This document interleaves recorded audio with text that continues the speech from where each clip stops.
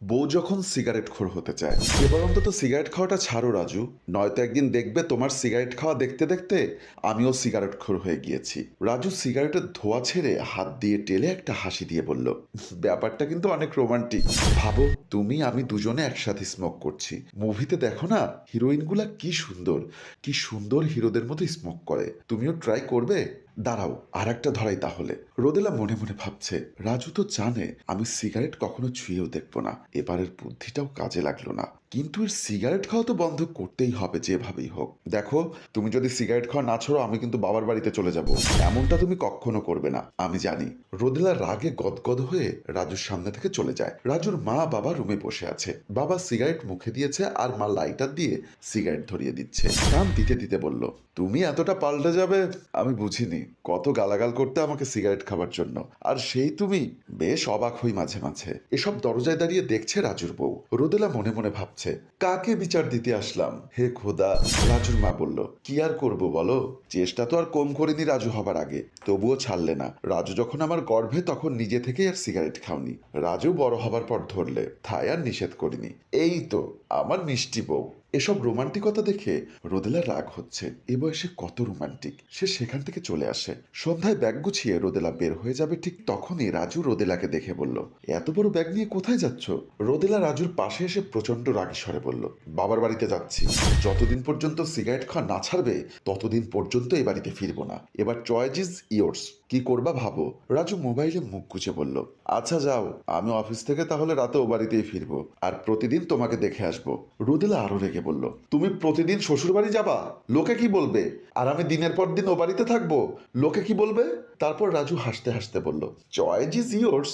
ভেবে দেখো কি করবে। তুমি যদি আমাকে ছেড়ে বাবার বাড়িতে গিয়ে থাকতে পারো তাহলে আমার কি করার থাকে? তাও তো আমি বলেছি আমি প্রতিদিন তোমাকে গিয়ে দেখে আসবো। আমি তো আর তোমার মতো এত পাষাণ না। রোদেলা ব্যাগটা রেখে দুরুম করে সোফায় বসে গালে হাত দিয়ে ভাবছে, এ ছেলে এত ঠেরা কেন? কোনো কিছুতেই একে বাগে আনতে পারছি না। রাজু তার মতো করে মোবাইল টিপছে। কয়েক মাস পর ডাক্তারের কাছে যায় রোদেলা ও রাজু। ডাক্তার সবটা চেক করে বলল, আপনি কিন্তু বাবা হতে চলেছেন।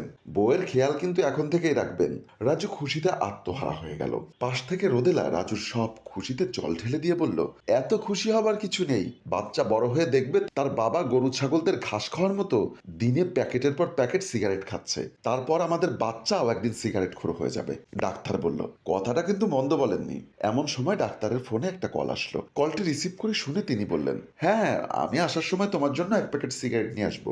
ফোন রেখে দিয়ে বলল, আপনার দুলাভাই ছিল। তা শুনে রাজু মিষ্টি মিষ্টি হাসছে। রোদেলার বেশ রাগ হচ্ছে। রাজু অনেক চিন্তা ভাবনা করে বলল, পয়েন্ট। মেয়ে হলে তো আর সিগারেট খাবে না। মেয়ে হলে তো তোমার মতোই মিষ্টি আর ইনোসেন্ট হবে। তাহলে খাবার কোনো চান্স নেই। রোদেলা অসহায় দৃষ্টিতে রাজুর দিকে তাকিয়ে রইল। রোদেলা পেটে হাত বুলিয়ে বেবিকে বলল, পৃথিবীতে বোধহয় এই একজন ঘাটতেরাই ছিল যা আমার কপালে জুটেছে। হায় আল্লাহ। রোদেলা ফিল করছে প্রেগন্যান্সির সময় মেয়েদের বমি বমি ভাব, খাবারে অরুচি, সাথে খাবারের বিভিন্ন জিনিস থেকে অদ্ভুত স্মেল আসে। ওরও তেমনটাই হলো। ইদানিং ওর সিগারেট খেতে ইচ্ছা করছে। রোদেলা উঠে আলনার দিকে যায়। আলনার কাছে গিয়ে রাজুর টি শার্টটি নিয়ে শার্টের পকেটে সিগারেট খুঁজছে। অনেক খুঁজেও সিগারেট পেল না রোদেলা। এমন সময় রাজু এসে বলল, শার্টে কি দেখো? আচ্ছা রাজু, সিগারেট কোথায়? একটা সিগারেট দাও তো। রাজু অবাক দৃষ্টিতে রোদেলার দিকে তাকিয়ে বলল, সিগারেট দিয়ে তুমি কি করবে? রোদেলা বলল, আমার সিগারেটের স্মেলটা ভীষণ ভালো লাগে। তোমার শার্ট থেকে কি সুন্দর সিগারেটের স্মেল আসছিল। একটাও খুঁজে পেলাম না। রাজুর মুখের দিকে নাক দিয়ে বলল, এই তুমি বাইরে থেকে সিগারেট খেয়ে এসেছো? কি সুন্দর স্মেল আসছে তোমার থেকে। রোদেলার কথা শুনে রাজুর চোখগুলো ছানা বড়া হয়ে গেল। তাড়াতাড়ি ফোন হাতে নিয়ে ডাক্তারকে কল করে। ডাক্তার ফোনটি রিসিভ করলে রাজু বলল, আপনি তো তখন বললেন বউয়ের খেয়াল রাখতে, কিন্তু এটা তো বলেননি যে প্রেগন্যান্সির সময় মেয়েদের সিগারেট খেতে ইচ্ছা করে। এ কথা শুনে রোদেলা অবাক হয়ে বলল, কি করছোটা কি তুমি? কি সব বলছো ডাক্তারকে? রাজু ফোন রেখে বলল, এবার বোধহয় ফাইনালি আমাকেই সিগারেট খাওয়াটা বন্ধ করতে হবে।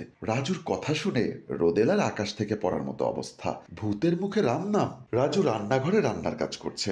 রোদেলার দরজায় দাঁড়িয়ে দেখছে। সে খেয়াল করছে কিছুদিন যাবৎ রাজু সিগারেট খাচ্ছে না। ওর শার্টে আর আগের মতো সিগারেটের স্মেল আসছে না। তারপর রোদেলা রাজুর দিকে যায়। রোদেলা রাজুর কাছে এসে বলল, ব্যাপার কি, আজকাল সিগারেট খাচ্ছ না?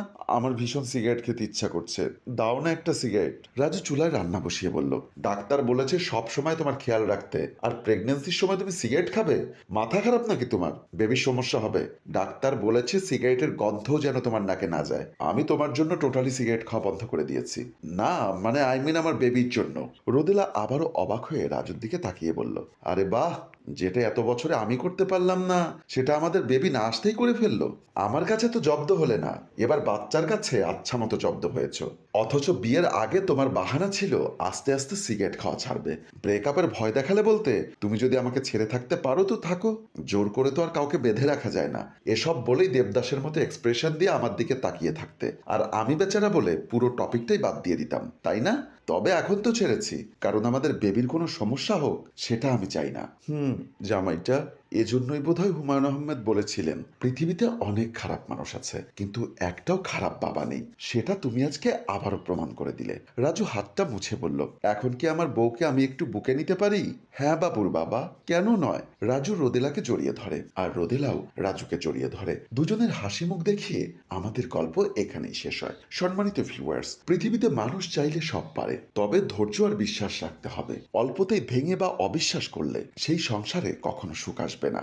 গল্পটির ভাবনায় হাশেম রাজু, পরিচালনায় রেজাউল কবির চৌধুরী ও প্রযোজনায় FA নয়ন চৌধুরী। গল্পটি ভালো লাগলে লাইক, কমেন্ট এবং শেয়ার করে অন্যদের দেখার সুযোগ করে দিন। ধন্যবাদ।